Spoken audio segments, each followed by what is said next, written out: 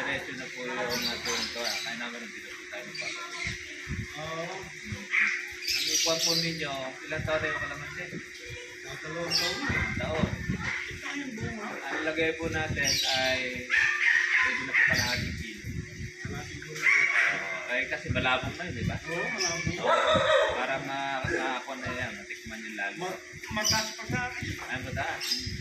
Ang gandaan kasi noon, yung pataba natin na yan, eh, kasama rin sa pampakapit. Oo, tsaka pampalaki na. Opo, pampalaki ng bulo. Yung pong binigyan ko.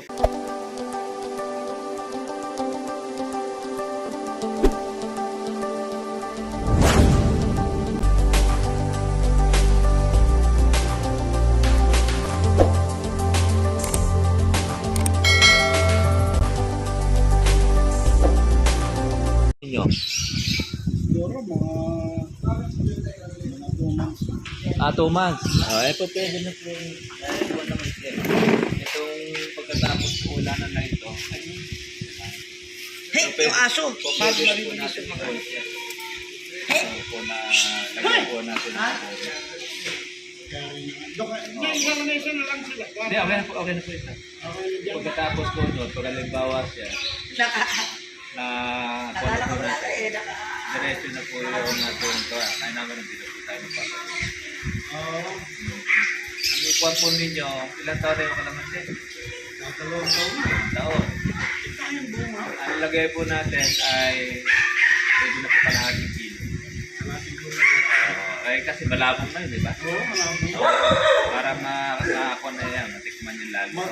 Mataas pa sa akin. Ay, mataas. Ang gandaan kasi noon, yung pataba natin na yan, eh, kasama rin sa pampakapit. Oo, tsaka pampalaki na. Opo, pampalaki ng bulo. Yung pong binigyan ko po doon sa parte po ng Bulacan, yung pilitas na nakaraan. Parang bayabas ko kalamansi. Lalaki. Malalaki ang kuha niya. Ang kagandaan kasi noon, hindi pa siya sirain. Diretso. Yung sa inyo na yun, magiging ganun din, lalaki dito.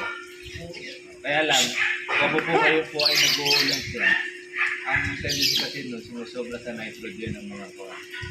Ang mga bulaklak sa bunga kaya nalalasa. Yung sa amin sa bagay sa amin, nakita naman ninyo sa video, dahil bunga. Meron rin mga maliliit na buko ulit. Ilang taon na to? Si Garnabe. Oo, sige na. Oo. Bata ka naman siya yun. 2 taon mahigit pa lang yun. 4 na buwan. Nag-harvest kami doon ng 2 red bug lang ata. 500 red pa. Opo. Ako naman yun. Ang nabuhay kasi nun nasa mga 2,000 puno. Pero yun, kung yun ay pang-gusto namin ng laki, ay baka kumuha po ng kunin, nasa 700 pa. Ang dami na. Opo. Kaya lang, Sa akin, kakandim na rin bunga. hindi rin namin kasi pinuwersa ng laki kasi sa magkakatiklatan. Sabi, gusto na pa. Yun naman, Oo, opo, libre mo na, yun naman po kasi sa amin po na yun, mula umpisa po doon, halos organic na po ginamit namin. Tapos, kinukulang namin, sinasalitan namin siya ng sulfate. Ang style na ginagawa namin, una, sulfate. Pagka ng bulaklak, nagbuko siya. Sundan namin siya ngayon ng organic. Yung organic, parang yun na yung pinaka-commercial. Ang maintenance na niya. Continuous na yung dire-diretso na. Kasi yung Sa akin ating... kasi, namulakulak, dami yung bulaklak. Ngayon, ang ginawa ko nung maglabas na siya, magano na siya, Nabuko na. nagbuko na.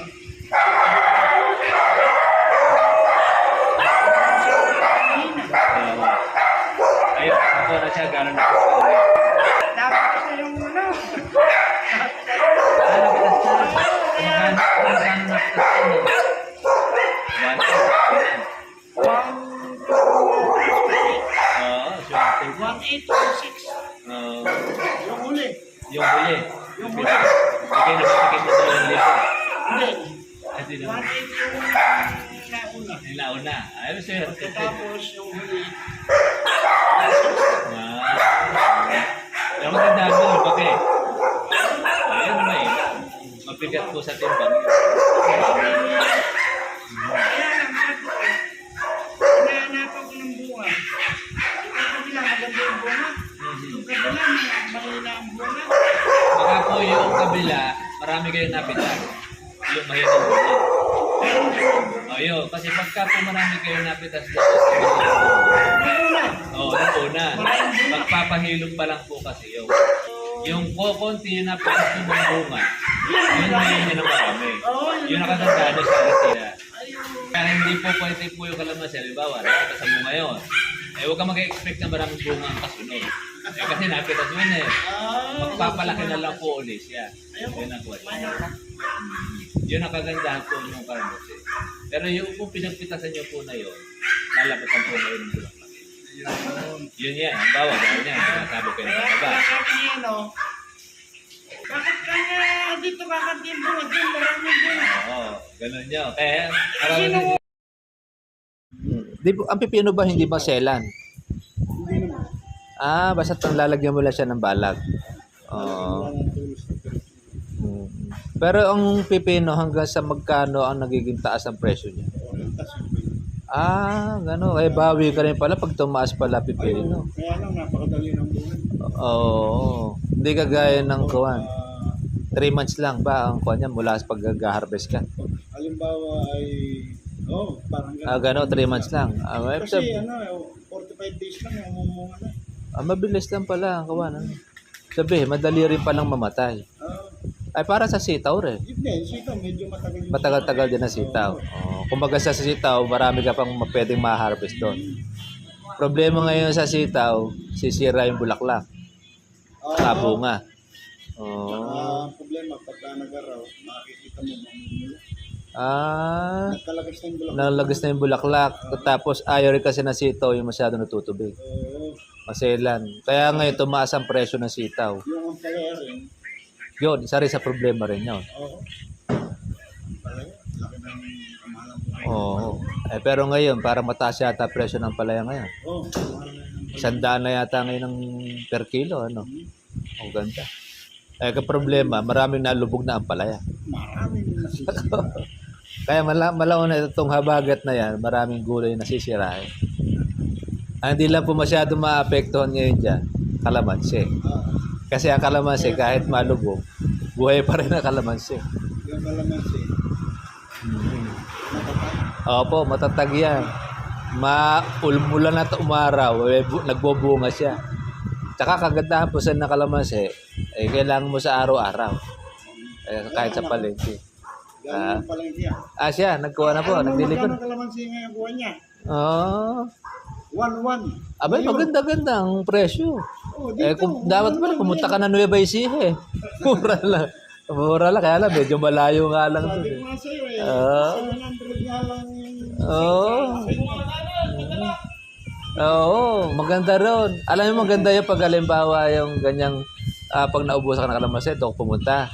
Kaya lang kung may sasapa na lang ka lang sa Nueva Ecija. Pagka ahente. Pag na-tsempo mo kasi kumisan yung mayroong ahente, hanggang sa kabulit-bulito, kinukuha. Pag hindi mo kilala yung ahente, minsan nasa loob po yung bomba. Ganon. Lalo sa parte po doon sa amin doon, sa pinakabagsakan. Hindi mo naman po pwedeng bulusan. Pag bulusan yun, hindi na ibebenta sa iyo no, may-ari. Ayan buwan niya, 1-1. Oo, maswerte. Ganun. Tsaka, ang kagandahan kasi nung kalamansi sa amin, mula doon sa red bag, kung ano yung nasa labas, yun yung nasa loob.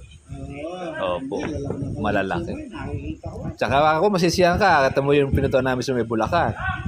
Parang bayabas Laki ka ako. Siguro ka ako kung kako yung kalamansi napot na sa inyo. Kasi akong kalamansi, hindi ko pinakamay. Hindi ko pinakamay. Pinagunting niyo. Dahil lakas ng ulan Ay maluluto kasi yan pagka napiklat magkakaroon ng patse. Gunting. Bumili akong gunting. Mahirap ka ako. Tsaka po kuhan yun, alagaan nyo po siya ng dryer. Pagkayari lang nabitas ng gantang hali, yung ito. Tama po yun. Kasi pag yung kasi ay basa siya, magpapatsi siya kahit na gunting. Hindi, inuugasan ko ng tubig naman. Ayun, pwede. Bago ko ipost. Kagandahan niya, may blower kayo. Yan. Yan, may pasadya na pala kayo ng blower. Sabi ko Mahirap po yan pag meron kayong mga content eh. Yung po kasi yung pinuntahan ko kasi doon sa may Bulacan. Pambu po yung kanyang kalamansi, yung balat, makuha na yung manipis. Pero hindi naman tinutusok.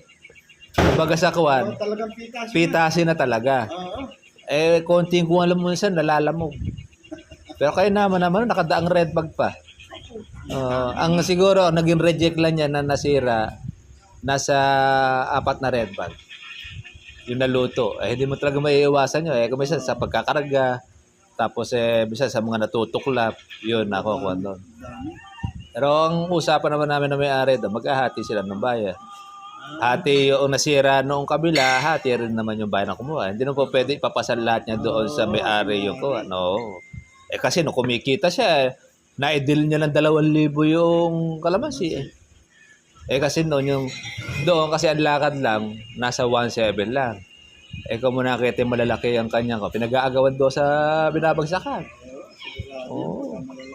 Halos 2 araw lang kinuha, ubos yung sa Bulacan eh. Galing ka ako nung kuha. Noon pa lang nagbunga yun, nung kinuha namin, pinuntahan. Nagpapitas na ako, lalakas na ulan.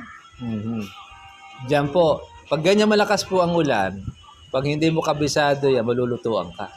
Oo. Kailangan dyan, pag kapitas mo, huwag mo papupuno yung lalagyanan doon sa kuwan. Huwag kayong gagamit ng sako. Hindi ako gumamit na Timba ang gamitan ninyo. Oo, at saka paglagay sa red bag, yung maliit lang na red bag. Oo, yun. Hindi nagkukulo. Para nun, Dati nun, marami malulunod. maluluto. Saka pag kapitas, kung malapit na kayo sa hugasan, buhusan ka agad ng tubig. Dito. Ayun. Pag nabuhos na, ayun, halayhayin yun. Ay, pagkasahuli na yun. Halimbawa, nagdiretso ulan na, marami kayong papitas. Ang pinaka-last na ko nila doon, kasi hindi ka na pa pwede magpatuyo doon eh. Dahil i-red bag mo. Pag napilian mo na siya, tapos na wala na po yung mga dilaw, na-red bag mo na, nakilo mo na. Pinaka-last mo na doon, lalagyan mo siya ng joy, yung tubig na pambuhos mo. Or shampoo. Hindi, sa tubig sa batya. Puno mo yung batya ng tubig. Lagyan mo siya ngayon ng shampoo. O, tapos, kanawin mo siya. Pag mabula na, yun ngayon ang pinaka-last na pambuhos mo doon sa kalamansi. San Timbano.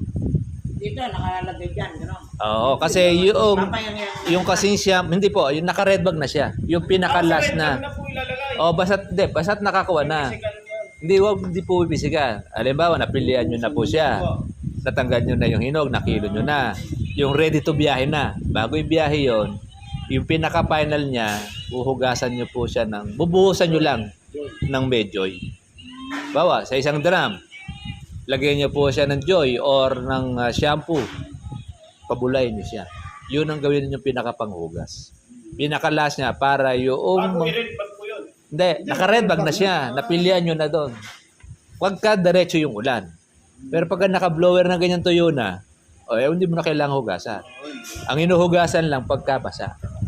Oo, basa-basa. Kasi para maiwasan. Mamadali yung mamadali yung... Yung buyer. Lalo kung marami papitas mo, maraming kalamansi. Pinaka-last nila yon yung merong shampoo or joy. shampoo. Oo. Eh, yung iba naman, karamihan lulusod. Aha. Ang kuwan lang kasi dyan, ang problema ng iba, pag hindi alam nilang alagaan ng kalamansi, maluluto yung bunga niyan. Yung meron na siyang patse. Apo, ang nangyayari kasi dyan, yung kasing kalamansi pag halimbawa siya, pinitas mo na umuulan, madaling kumutas siya, madaling pumutok. Pag pumutok siya, yung katas niya, yung pinakabalat nun, yung pag humawa sa kapwa kalamansi, yun yung naluluto. Kahit na po sa balat ninyo eh. Halimbawa, nagpasang ka ng kalamansi. Mararamdaman mo sa may balikat mo, mahapdi eh. Yung kalamansi yun. Kaya nga pagka pipitasin mo yung kalamansi, pagka yung hindi marunong, yung mahawak na hawak siya, yung madiin, maluto yun. Kaya lang alalel lang ang paghawak mo dyan. Opo, meron kayong mamimitas na makikita mo dyan na maamoy. Pag maamoy po yun, turuan ninyo. Hindi po ganyan dapat na pagpitas. Masyadong makawan yung hawak. Kasi pag hinawakan mo ng gusto yung kalamansi, lalabas yung pinaka-oil niya. Yung oil nun, yun ngayon na magluluto doon sa kapwa niya kalamansi. Tsaka yung pitas niya, dapat alas 9. Pag nag-uulanan. Huwag kang pipitas ng alas 7. Pag alas 7 kasi, mas maluto ang magiging kalamansi mo doon. Naka-open. Isa kasi, binubuhos naman agad yan. Kahit po binubuhos. Hindi maiiwasan mo kasi na meron talaga maluluto dyan. Kasi yung sa umaga ng alas 7, yung may hamog pa, yung nakabukas po yung pinaka-force ng kuha ng kalamansi. Tao din pala. Oo, parang tao rin siya. Kumbaga sa ko, mas mabagsik yung pinakakuha niya. Yung pinaka-oil. Amoy niya. Yung amoy niya. Pasinin ninyo, pag pumitas ka ng maaga, Yung maamoy eh. Si Jerome, kaya binubukod ko yung tao kong isa. Oo. Madiin sigurong humawak ng kalamansi. Kaya binubukod ko yung... Depende rin po sa pag namimitas. Yung Mm. minsan, gano'n. Pag hindi po mo, pag sumobra kasi hindi mo sa kalamansi, bawa, kahit nagugunting ka, hinawakan mo, madiin. Lalabas yung katas no. kasi ako, namimitas ako. Sa hawak lang, yung normal lang na hawak. Kasi nakaguantes ako eh. Nakaguantes ko eh. Kasi kuminsan, madulas Oo. sa kamay. May langis na yon. Oo. Yung langis na Kaya yon. ginagawa ko, nakaguantes ako, namimitas ako. Batak lang akong batak na gano'n. Nakaguantes ako. Hindi siya dumudulas. Kumakapit. Bilis, kumakapit na Oo. gano'n. Tapos ang iiwasan nyo po doon sa pitas, Yan. yung siklat. Yun na. Yung kasi yung siklat kasi, yun yung panggaga ng piga. Mhm. Pag kumatas na po, ay madadami na po yung katabi niya. Ano na may siklat? Yung pong merong tanggal po yung balat. Tanggal yung Pinakatampok niya. Siklat ng tao. Wala, tampok pa rin. Oo, may tampok liit. Ay, iba doon kinukuko eh. Iba doon binabali. Yung technique kasi pagpitas yung binabali. Kasi yung manok may ko, Mhm. ginagano. Kinukuhan siya. Masakit ako. Oo. Kasi yung kuko na pag hindi ka marunong to, alam ko sana kami, hindi naman kami nag-practice sa kuko. Bakit ito? Kamay na, pero pag-ibili yung mga kamay natin. Kasi naman pag halimbawa, inalahin nyo naman po yung kalamansi. Nakikita mo naman may piglat eh. Pag may piglat na, bukod mo na siya, ialis mo. Pag hindi mo kasi inalis yan, marami sisila. Okay. Kaya yun ang kaganda. Pero pagka marami kang makikita ng mga may sira yung kalamansi, hindi sa pinipilit. Yung iba kasi, inire-recta na sa repa. Pag walang dilaw, pag isinalin niya yun doon, lalabas niya yun doon, kasi yung meron sabong na kasama. Kaya marami nagiging dito. Kaya importante pa rin talaga, hilayhay mo muna para makita mo yung mga red light. Opo, para matuyo. Kasi pag nabasa kasi siya, mamamasa-masa yun eh. Opo, matutuyo siya. Kaya nakagandahan ako na marami. Yung mga double secret. Kala ko unlimited business. Pero meron pong mga maliliit yun. Na bunga. O yun, abangan ninyo yung pang October yun. Gano'n na po bang size? Hindi naman ako gahulin. Ang gahulin. Gahulin. Makukuha na po ng mga first week to second week ng October.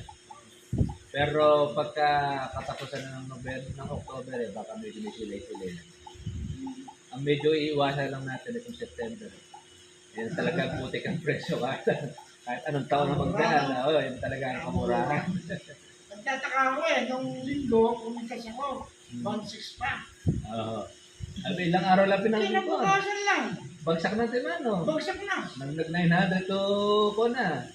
Ayaw pang pitasin, ayaw pang pitasin. Biyernes lang, yung biyernes po, medyo mataas pa. Oo, mataas pa. Kahapon lang biglang bagsak. Kahapon lang po ba? O isang araw pa? Nung isang araw pa. Nung pa yun kasi doon sa amin, ang pinakasipatan namin yung sakitan public market. Halos doon din nagbabata yung mga presyo sa amin. Pero pag tumaas ang sangitan, nakatahimik ang mga buyer sa amin. Hindi sila nagtataang. Isang araw, baba na. Baba na ng